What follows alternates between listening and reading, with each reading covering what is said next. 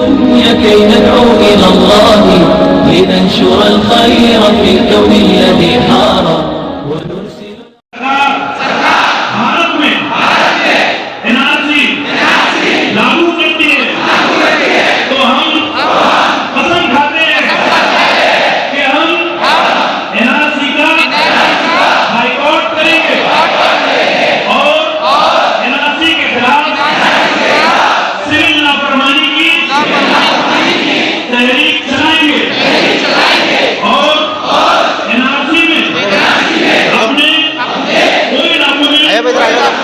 पेश नहीं करेंगे। सरकार चाहे जो कर ले, हम अपने इस आंदोलन को उस वक्त तक जारी रखेंगे जब तक